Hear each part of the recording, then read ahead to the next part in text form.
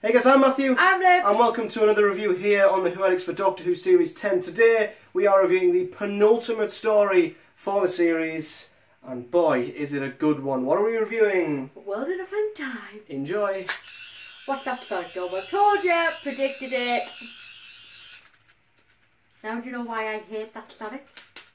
And why Sonic never worked for me? I think it's broke.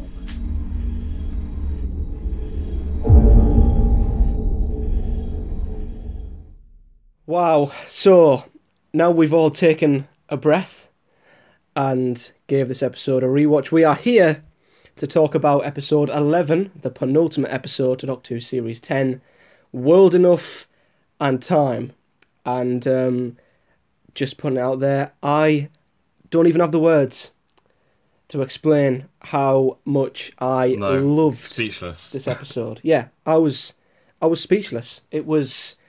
It was absolutely incredible. I really, really enjoyed it. I thought it was unbelievably good episode. What do you think, Liv? Did you enjoy it? Just amazing. Right from the beginning, right to the end, I was hooked all the way through. That's great, because I think before we get into the review, I'd just like to say to anyone out there who calls us the Who haters or Moffat haters that all three of us loved this episode. So we clearly aren't Who haters. No, this episode will this review and the episode will prove. Yeah. A lot of people, and I put a tweet out actually, saying, for all the times that Stephen Moffat has left us frustrated, by the way he's wrapped up episodes, etc. Again, this is a perfect example of what he can do. Oh, exactly, yeah. Which in turn is sort of frustrating when we can see what he also can do. With other stories, but yeah, like Heaven Sent, I think we can say this was an amazing penultimate story. I'm praying there's still time for it to go wrong. Yeah, there is. I'm praying that next week. Let's try and be optimistic. Yeah, I'm praying next week doesn't go down a bad route. I hope it continues and Series 10 can end in a great way. So, World Enough and Time. I think we can only start with the pre-title sequence, which was shocking enough. It started with a scene that was quite irrelevant in terms of what came after it, well, what we've seen so far, that is. But we saw the Doctor, and I'm saying this lightly, following Extremis and Live the Land, etc., regenerating. Now, for me, I've got a gut feeling, just by how long his hair is and certain Christmas special filming pictures, that was the scene. For me, I think that's the scene, with him regenerating. But obviously, following the fake regeneration we had in Live the Land, I'm still hesitant. But what did you both think of that way to open an episode? I mean, it definitely got my attention, and it was very dramatic, and it shocked me. There's no doubt about that. But like you said, it was a bit out of place, because it normally pre-title sequences like kind of a tease of what's to come in the episode, but obviously that wasn't anything to do with the episode. I'm not sure if it's going to tie into the end of next week's episode, maybe, but yeah, it was great, but it was also a bit irrelevant. What do you think, Liv? I'm certain it's from the Christmas special, because ages ago, I think I remember reading that Peter Capaldi regenerates early into the Christmas special. So I'm certain in my head that that's the scene from the Christmas special. But and then I'm thinking, well, why was it in the beginning of this episode? And I'm also hoping that that's just randomly placed, and in the next week's it hasn't been explained, sort of thing. Do you know what I'm meaning? Well, not going too deep into next week's episode, obviously, but in the Next Time trailer there was another clip of the Doctor regenerating again. I mean, that's also got to be his legitimate regeneration. They can't have another fake regen, because then by the time he does regenerate, we're all going to be like, oh, here we go, finally. Yeah. So it'd be interesting to see. I mean, for me, I'd prefer that scene to be the very last scene of the finale, because it would wrap up nicely. Oh yeah, that'd be incredible. But I just don't. I don't see how that could work with the No. Christmas Me special neither. as well. But it certainly got our attention. Obviously, then the episode starts with, and I don't normally notice CGI unless it's bad, really. But I thought the ship and the black hole, that little sequence at the beginning, I thought it looked incredible. It I did. did. I thought it was a really nice, stunning start. And of course, Missy started the story. Missy Who, or Doctor Who, as she named herself. And Missy was leading her TARDIS team of disposables out into this just normal distress call, as you would think. As you do. And I'm going to start with Liv here because she's pulling her face to my left.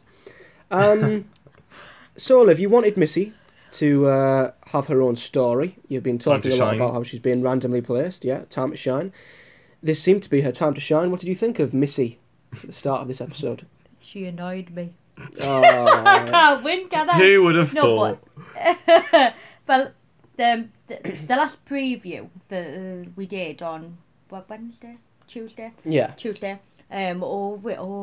got a lot of comments through about me kind of hating on Missy, and I don't hate her, but the thing with Missy is that I've always found her annoying just because of the way she's written, the flirtatious lines, the stupid lines, the way she acts like a prat when it's not needed. Well, it isn't needed. I am very honest with my opinion. But I can say is that the stuff in the beginning with her dabbing and the flirtatious lines were annoying me. But as the episode went on, I was starting to like her. So Fair enough. there's hope. There's I still can- hope I can- left. I can kind of see where you're coming from, though. Like, in some ways, it does seem like she's being really silly. But at the same time, I do like how she was, like, teasing Bill, and Doctor was, like, trying to be the granddad and being like, oh, stop teasing her, and... I don't know, I think there was some place for it. I don't know if maybe it just dragged out a bit too much, possibly. I don't Yeah. know. It didn't really get on my nerves. Well, clearly not as much as it did for you, but I'm not too fussed about it. What are your thoughts, Matthew? Well, I think the flirtatious lines does still irritate me a lot. The way she was saying, "Is this how you humans flirt?" And then she mentioned spanking as well, and the dab obviously was a little bit annoying. But then at the same time, I kind of think the way she was being over the top, it was for a reason. Whereas normally Missy can be over the top just for the sake of it, and it feels a little bit out of place and stuff. But I think the way she was kind of pretending to be the Doctor, mocking him and just being over the top, over exaggerating everything he does.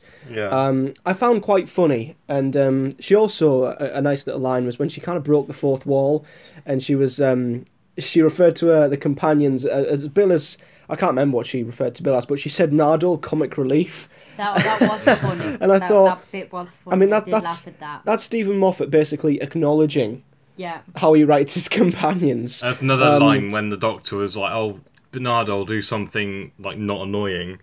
That's like, Yeah. if that was, like, said, like, in one of the first episodes when we absolutely hated Nardole, that would have been amazing.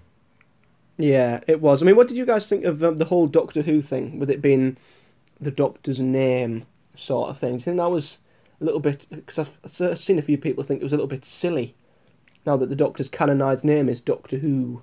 Well, it's not really. He's still credited as the Doctor, isn't he, in the credits? So A lot of people take that very seriously. it was just a bit of fun. And when I'm pretty sure in, like, the first Doctor Who episode, he was technically credited as Doctor Who, so...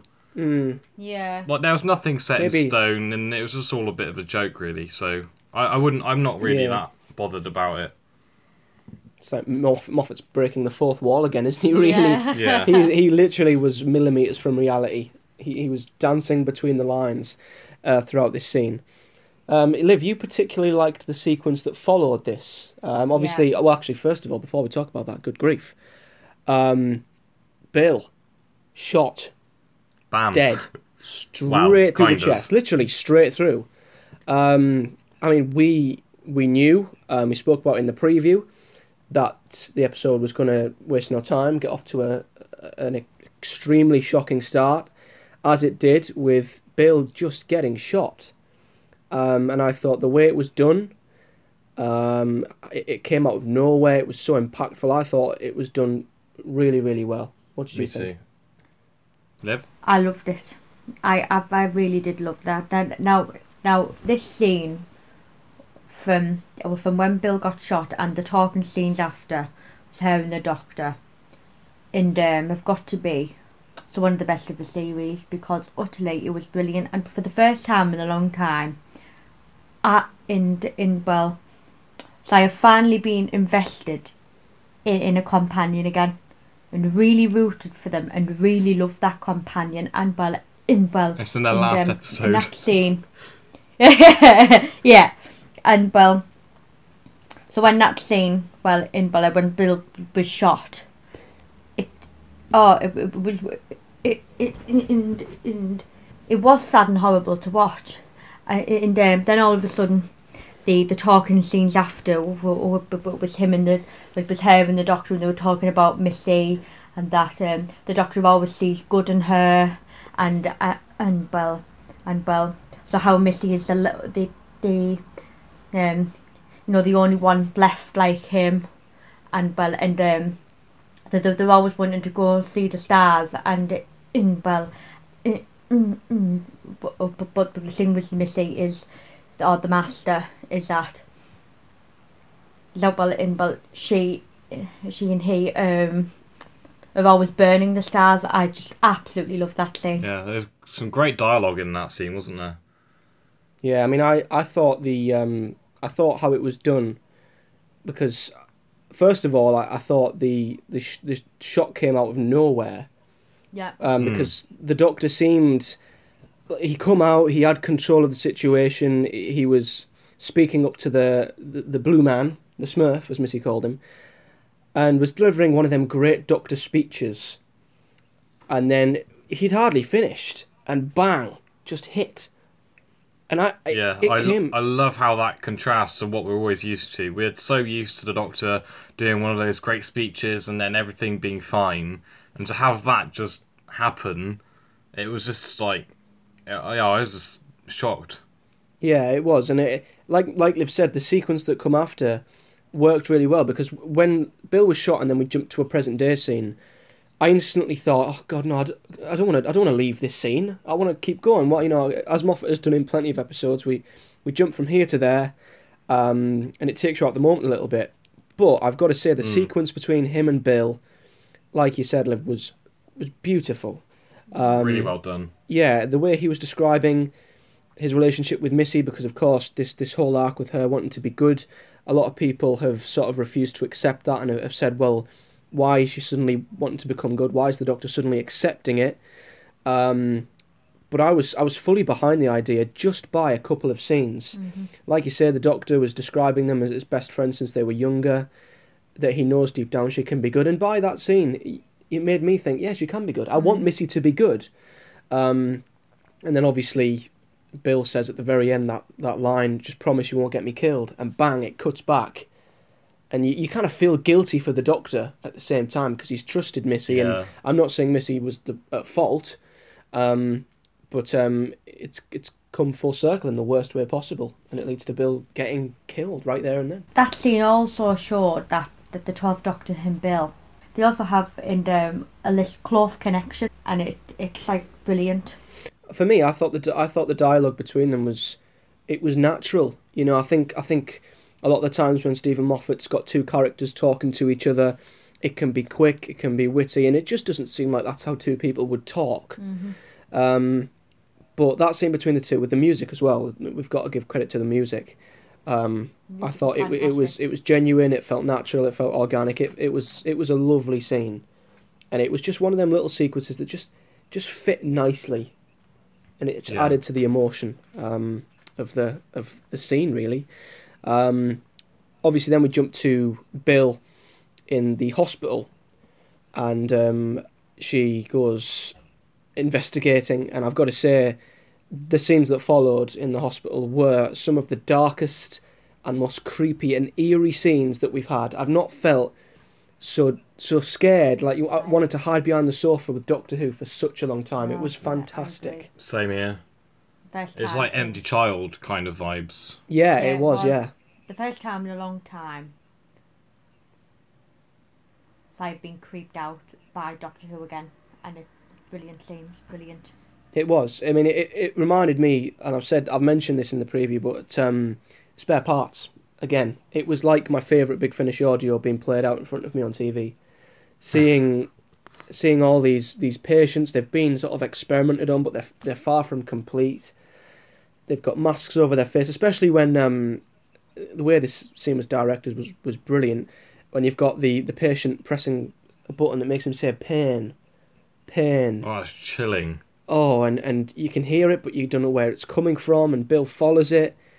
It was done so well. And there's that other one that's saying "kill me" or something. It's frightening. I can't believe they were able to put that on BBC at like 6 o'clock in the evening.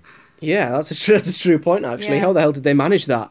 Yeah, it was such a creepy scene, and I think the way the Cybermen have been handled in this, I don't know about you. I mean, I know we've not properly seen them yet, but they could have just, like, for instance, at the start when we knew there were some people coming up in the lift, they could have easily just revealed the Mondasian Cyberman there and then. But they didn't. They kept the reveal. They kept you intrigued. They could have just got it out the way, but they didn't. And in a way, this episode sort of gradually showed you the process in which these humans have been converted. Instead of them walking into a machine, you hear a few choppy noises and they come out like a Cyberman. You get to see the details of how the Cybermen began and how they took innocent people, experimented on them. And I thought, because obviously when we first met the Cybermen in the 10th Planet, they were already in their Mondasian form, so we've never properly on TV anyway seen this process, apart from obviously the Lumic ones and stuff like that. So for me, I'm going to go out there and say this is the best I've seen Doctor Who show the process of humans being upgraded to Cybermen. For me, it's the best that they've ever done. I think I'd have to, yeah, I agree. I'd agree with you. And also, not only does it show the origins really well, but it also makes the Cyberman feel how I think that they should be portrayed, because previously in episodes like with them in, I haven't necessarily felt scared of them. I haven't, no. or any, like, they've been there and I know they've been the enemy, but they haven't really seemed to have any major threat. But in this episode, even though the Cybermen weren't even necessarily all in it, they just seemed so much more scarier, and knowing that the process that they go through and them being in pain, it just seemed to make me more scared of them than ever before, really. Yeah, it was done really, really well, and I think we've got to give Rachel Talalay credit for that. I mean, you can see why Stephen Moffat likes bringing her back for finales. Oh, definitely, I agree. As well it's as like a movie. Yeah, as well as the music again. It was creepy as hell. Oh, it was so creepy. It was. You could cut the atmosphere with a knife. It was unbelievable. Bill then met a certain character. Razor, we'll name him for now. And this was really interesting for me because on first viewing, I found the scenes between them quite boring. Mm-hmm. Because it felt as if the episode had started off at such a pace and then it suddenly slowed down a lot. And we'll talk about the reveal later, but I had no idea it was the Master. Maybe I'm thick. Maybe I'm not as clever as other people are, but I had no idea. So for me, he was just a crazy old weirdo in a hospital who was taking Bill for some reason. And I found their long talkative scenes really boring. I found them unnecessary, and I was kind of sat there thinking, can we just move the story on?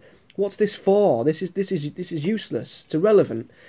But I like the idea of how time went slower on one end of the ship than it did the other, because that's scientifically accurate, which is good. That's correct with black holes and stuff.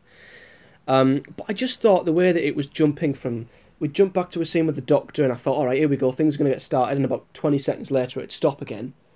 Then it'd fast forward, and then Bill's a couple of weeks later. I thought, this is jarring. But obviously, once we found out what the reveal was, it was a piece of absolute genius by Stephen Moffat. I'd have to disagree with you there. I think even without knowing it was the Master, although I did have a sneaky suspicion that it was, I thought that those scenes were actually quite useful in showing how Bill was living through in this hospital, having the hope that the Doctor was going to be on his way to save her. And obviously we got that development between, well, technically the Master and Bill, even though she didn't realise it. And I thought it was crazy just to see that Bill still had hope that the Doctor was going to come and save her while she was watching him on that TV. And obviously I was getting, like, I felt suspense from that as well, because I was thinking, is the Doctor actually going to make it and come down and, you know, rip the thing off of Bill's chest and solve everything? But when it got to the end of that, I was like, okay, no, the Doctor's too late. It's all over. So I don't know. I thought having those two separate kind of things going on at the same time, I thought that really worked. Yeah. Would you agree, Liv?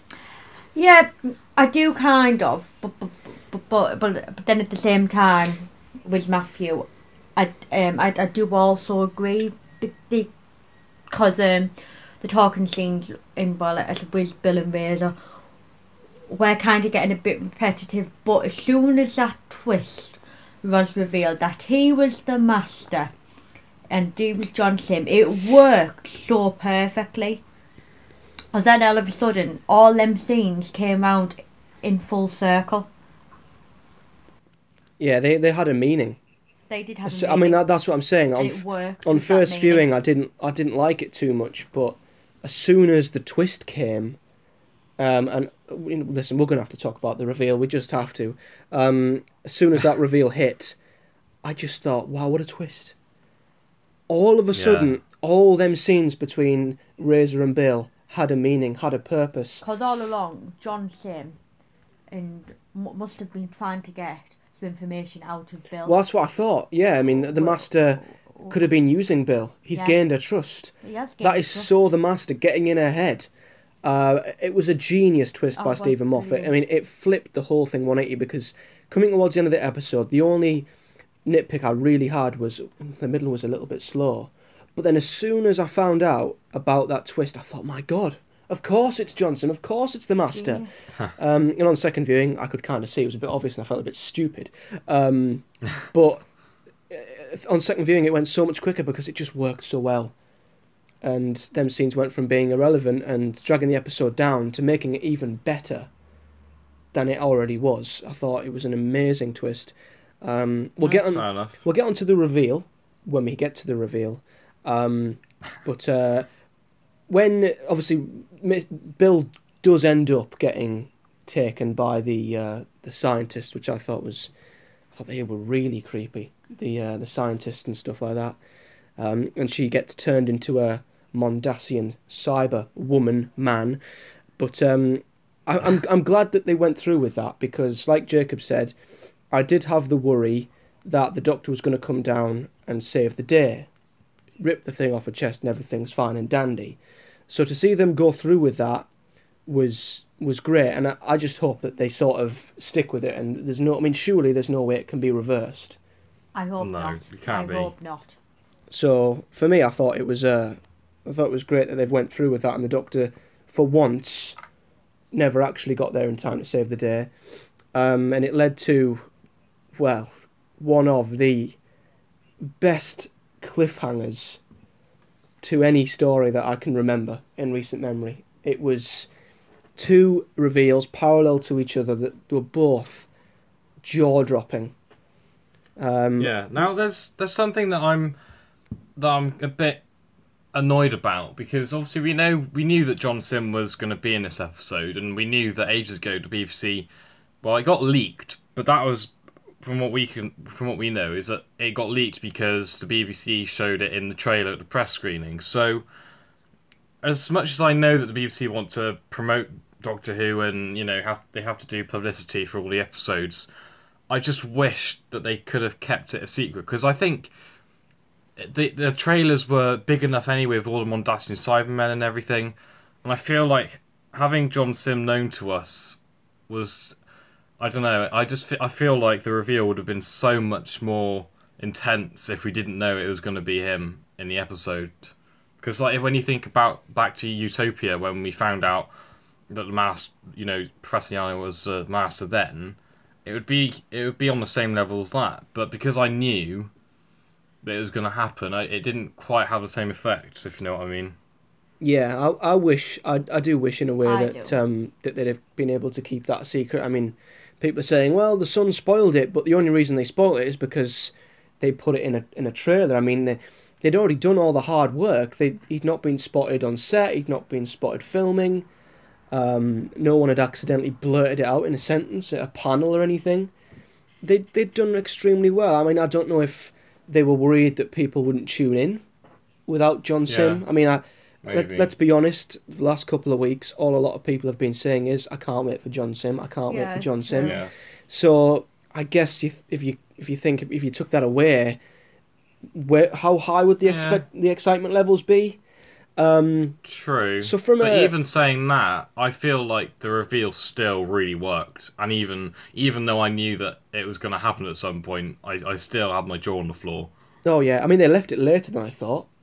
Yeah. I thought he would be in it a lot more. I was looking at the time and it was like 20 past, and I was like, we've only got like a couple of minutes left. Yeah, no, where's John Sim? Is he even going to be in it? Yeah. Have they lied? And he was there all along. Yeah, what a twist it was. As soon as he turned around the corner and started talking to Missy like, oh, I've been waiting to meet you. I knew. I thought, my God. The bit that got me is when he laughed, and there was a tiny bit of the laugh that I could hear that it was John Sim's laugh, and I was like, oh, it's him. Yeah, it was done. It was perfect for the Master's character. Perfectly done. Because a lot of people say, oh, I don't like John Sim's Master. He's nothing like the classic Masters. Well, you don't want him to be exactly like the classic Masters because none of the Doctors are like each other, are they? No. Exactly. So exactly. why should he stick to the exact template of the Master? He needs to be his own Master and be unique in some way, but also keeping the old traits. I mean, he used his psychic sort of powers in series 3 with the Archangel network and all that, getting into people's heads, making them vote for him as Prime Minister. And then he was the master of disguise in this. I mean, that's what the Master does so well. He disguises himself. And he did that in this, and it made the reveal even better because Missy looked so shocked. And I love it when we see a different side to Missy. Yeah. She generally looked surprised that it was the Master. I thought it was done so well. And then that line that John Sim said about former Prime Minister, I love that line. Oh yeah, when his voice just changes. I was automatically, the giddy side came out to me and was like, oh yeah, oh yes you are, John. Former Prime Minister, you are. Oh yeah. Fort Saxon. It's a shame the general election's just gone. I'd have voted for Saxon. And then at the same time, we had another reveal, which I would say was a little predictable. Yeah. I know a lot of people have came out and said that they didn't like the episode because it was predictable, and I'm like, how on earth was it predictable? How was it predictable to me? I mean, I wouldn't find it predictable. I wouldn't say it was. I mean, you can have an idea that it was a certain character, but I wouldn't say it put me off. But of course, we have the reveal of the Mondasian Cyberman at the end. I thought I had an idea it would be Bill, but at the same time, I was kind of hoping it would be Bill as well, because that would sort of clarify that she is now definitely a Cyberman, and you would imagine that there's no way they can reverse this now. So it can't be. For me, it kind of drew a line under the fact that they might be going through with this. But the reveal was still, I mean, coming out of the shadows, the voice, it was the voice that got me. As soon as it spoke, I lost my mind. I was like, oh my God, it really is. And even though when the Doctor was like asking, like, oh, you're a part of the network, you can find out, and I feel like the Doctor would have known inside, but he was just refusing to admit it. Yeah. And he was just like slowly finding out, and then when he realised, well, this is credit to Peter's acting. It was amazing. Well, throughout the whole episode it was, but especially in this scene when he found out that it was Bill as a Cyberman. Wow. Yeah, his acting was, as always, phenomenal. And then obviously when he thinks things can't get any worse, Missy and the Master join him. Oh God! His face as soon as he saw John Sim. Oh, it was unbelievable. It's the way Missy come in first and stood next to the Cyberman, and then instantly the Doctor must have thought, oh bloody hell. And then you hear his voice, you hear the Master's voice, and instantly the Doctor knows. Oh, Just imagine what could be going through his head. He's got one Master there. No, he's got two. For the first time. If you don't accept Big Finish. For the first time, he's got two Masters right there. And he's... What a nightmare. I mean, oh God, what a moment. And then that scene right at the end when we see Bill's eye just cry. Oh. Yeah. What an emotional that shot. to me was heartbreaking. Because right through the episode, and Alicia was daydreaming about the Doctor and said, wait for me, and she waited for him. Yeah. But it was too late. It just worked so well. It was fantastically done, really was. Yeah. It's the way that she was stood there just saying, I waited for you. I mean, he must be feeling So horrible guilty. inside. Oh my God, I can't begin to imagine. Yeah. One nitpick I will have is that the Mondasians stomped. Yeah. I didn't like that. All Because the right. Mondasian Cybermen don't stomp. And if I mean... That was random. And if you think about it, does this make Bill the first Mondasian Cyberman? I guess so, yeah. If that's the case, they didn't stomp in the 10th planet. Unless they turned them off. I'll just turn me stomper off. It's not a big deal, but is Bill the first Mondasian Cyberman? It looks Is he the like it could first be, yeah. Cyberman? Which might contradict Spare Parts, maybe. No, maybe not. I don't know. But yeah, the finale, the ending to this episode was unbelievable. Have we got anything else to mention? Can I bring up Nardole again? Oh, Nardole, Ooh, of course, Nardole. yes. Nardi. Just because I absolutely slammed him in the beginning of series 10, and right now is that I am eating my word well and truly. Because all of this series, I have absolutely loved him. Yeah, he's been good. Like it's what a turnaround in a character. What a turnaround. Yeah, I thought he had enough lines in this episode to add something, but he didn't sort of take away from the drama. Yeah, I'm glad that they focused all of his funny lines at the beginning, and I really do like how the beginning, it was the start of the episode was kind of like your traditional Doctor Who story where they'd land on a spaceship with a distress call and they try and figure it out, but then slowly it got deeper and darker, and then it ended up with this. So yeah, I think you're blue, and I love that line he did. I love how they used Nardole. They used Nardole really well in this episode at the beginning, and let him take a bit of a backseat whilst all this serious stuff was going on. But it does make me question actually, because next week is going to be one hell of an episode, and I'm not sure if there's going to be much room for comedy. If you get where I'm coming from, because I get. I don't think the Doctor's going to be in a place to be laughing. Yeah, it'd be interesting to see how that one's handled.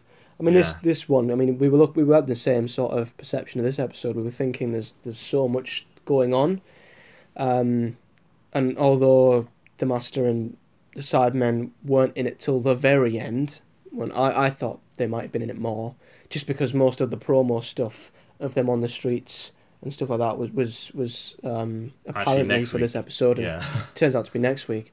But I guess that kind of made you want them more. It made you want to see them more, and made the reveals even bigger. It's just like you say, it's a shame that we already knew about it in advance, really. But it didn't take anything away from this episode. Not really, I thought no. it was great. I mean, the difference the end made. I don't think I've ever known the end of an episode makes such a difference. Oh, yeah. The fact that that was the Master, because I instantly wanted to rewatch it because I knew that was the Master. I instantly wanted to go back and rewatch them scenes. And I tell you what, this episode, considering it's 45 minutes, I think it went really fast, and that's a sign of a good Doctor Who episode.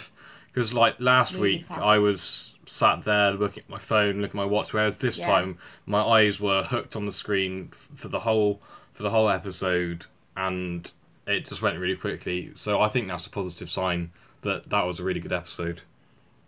Yeah, I was looking at the clock this week, and I was begging for the clock to slow the hell down, because I was like, my God, we're half an hour in.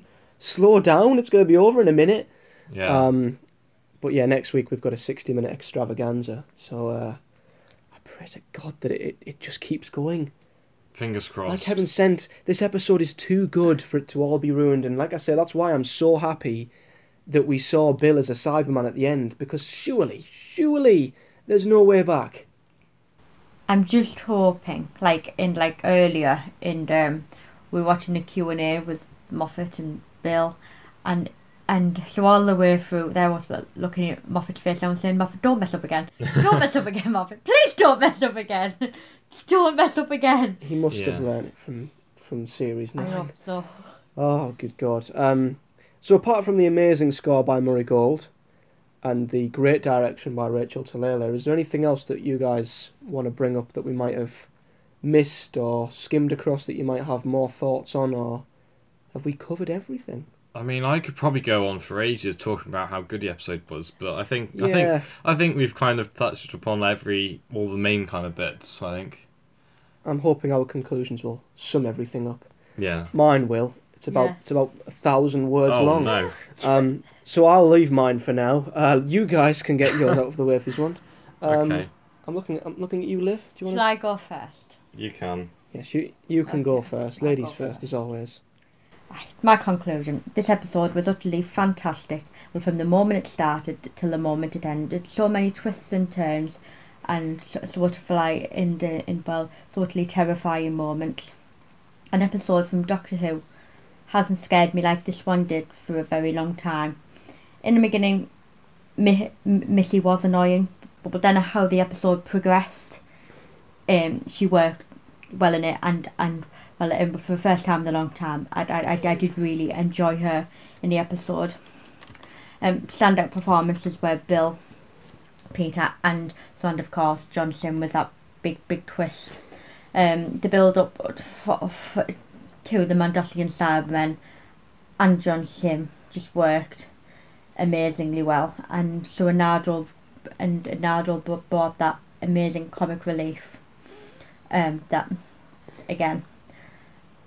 And I'm going to rate it a 9 out of 10. My highest Yay. yet. Isn't that on par with Pyramid at the End of the World? It is. I thought so. Yes, it's drawing on Pyramid at the End of the World. Interesting. Is Jacob going to top it? Wow. Well enough of time. What an episode. The episode is extremely promising for a very good finale, and I really hope it pays off in next week's Doctor Falls. Although this was more of a setup for next week, I think, I was still fully invested in the episode from start to finish, and like I said earlier, I thought the episode went really quickly, which is definitely a good sign of a strong Doctor Who episode. The beginning of the story was a nice and simple Doctor Who episode, which then developed into this awesome dark masterpiece. The pre-title sequence was so shocking, and I'm interested to see how that's going to work out and if we'll come back to it in next week's episode. And there are so many more cliffhangers and shocks that were placed brilliantly throughout the episode. I loved how the Cybermen were portrayed and were truly terrifying in hospital scenes, but probably my favourite scene would have to be the double reveal of the Master and also Bill as a Cyberman. The acting was superb, the writing was strong, the direction was beautiful, the music was chilling. And to sum up, I really just enjoyed the episode. I could probably go on to talk about how much I liked it for much longer. So overall, I'm going to give this episode a 9 out of 10 as well as Liv. Because I feel like next week's episode will be key in my judgment, just like we did for the 3-part earlier in the series of what my judgment of this episode is going to be. But as a standalone episode, it's really strong. So yeah, that's my conclusion. Yeah, I agree. Okay, 2 9s. World Enough in Time, I think, was an incredible episode that was truly breathtaking. On first watch viewing, it had an amazing start but a slow middle, which made the episode become a little jumpy and jarring, with many of the scenes between the Master and Bill seeming unnecessary and time-consuming. However, the twist at the end not only took my breath away, but made the whole episode make perfect sense and meaningful. The instant shooting of Bill at the start was shocking and impactful, although I do think the scenes with the Master did take the impact away slightly, but the scenes in the hospital were really creepy, eerie and reminiscent of Spare Parts and The Empty Child. I loved how this episode gradually showed the process of the Cybermen being converted. It is the best it's been done in Doctor Who thus far. And the ending has to be one of the best cliffhangers we've had in recent memory. The reveal of the Master wasn't predictable in the slightest, it was genius, and it made perfect sense seeing the Master do what he does best, and that's being the Master of Disguise. And the Mondasian reveal was predictable a little bit with it being Bill, but I'm glad, as it seems to clarify that there's no way they can reverse her death, and it also added so many more emotions to that scene, and that's before both Masters even followed up. This episode on first watch felt slightly off balance with a dragged out script and good moments here and there. However, the ending changed all of that completely. It became one of the cleverest, creepiest and most ingenious episodes of Doctor Who we've had in a long time. I feel as though it deserves a 10 out of 10. A 10? Whoa, How many episodes have you given a 10 out of 10 before? Yeah. Did The End of Time get one? Not many. I think part 2 might have got one. But... I give Waters of Mars a 10. I think I give Blink a 10. Heaven Sent I might give a 10. But I think in terms of the Moffat era, I think only Heaven Sent and this has. I mean, you can nitpick about every episode. Missy was a little bit irritating here and there. This scene dragged on a little bit too long, but I honestly can't fault it, really. Every character, every scene ended up having such a meaning, and it was paced so well. It built up so well.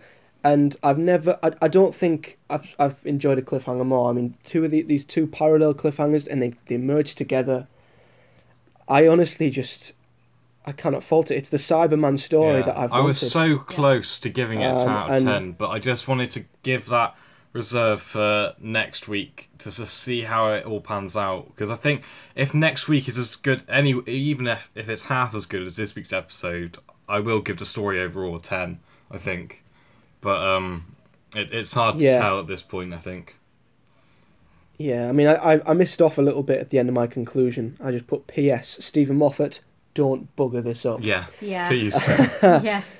I just, I really enjoyed it, and I just thought, it really does just deserve a 10, because I'm such a sucker for creepy Doctor Who episodes, and there's not been one that's truly made me scared for a long time, and the way it's like not knock and even Eaters of Light we thought were going to be a bit creepy, but they weren't. But this, I wasn't even necessarily thinking this would be hugely creepy, but this was, like we said, one of the most terrifying Doctor Who episodes in the New Who series at least. Yeah, and it's quite satisfying because in the last couple of years we've seen the Master arguably take a little bit of a dip. The Daleks have fell through the roof. They have tumbled as villains. A lot of things have tumbled, though. Yeah, and the Cybermen as well, I felt, have just kind of been dwindling the last couple of years. And this is a story which I really think's elevated them, so far, back up to being, an amazing villain. And magicians. Next week Moffat might elevate them literally. Well, it looks like he's going to elevate the Lumic ones, dear me. Oh, Moffat, why do you have to do these silly things that really annoy me? It's just the way, because Moffat can easily get carried away with certain things, and he could have flung the Master in there, he could have flung the Mondasian Cybermen in there. But he took care of this episode, I think. And this is what frustrates me about the man. Like, in like Series 9, we were all jumping and raving about Heaven Sent, and then all of a sudden that monstrosity followed, and there I am in my head thinking, please don't do the same again. You can't do the same again to us, not again. We've just got to keep optimistic and keep everything crossed that Moffat will be able to pay this off with a decent ending. Indeed. And this is why, which he's definitely capable of. This is why, the man frustrates me so much. He does, but we need to give him a lot of credit. I am giving him a lot of credit, though. He has came out with an absolute belter Oh, he has. I'm not denying that. And he's certainly reminded us all as to why he can be such a good writer. And it has reminded me of the likes of Blink and the likes of The Empty Child. You know, the old Moffat stories that really did creep you the hell out. And in terms of a timey-wimey story, it had elements, but Moffat didn't. Like I say, he was careful. He wasn't careless. He didn't overdo it. He didn't overdo it at all. With two parallel stories. Yeah, they did feel a little bit jarring at first, but like I said, the twist was just genius. It really was. So that's World Enough and Time. Not sure how the title actually comes into play with anything still, but no, we'll just forget about that. How did Heaven Sent? Really? Hellbent does, because he was hellbent in destroying everything.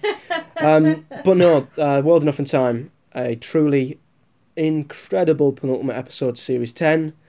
Let's just hope that we are saying exactly the same about the Doctor Falls this time next week.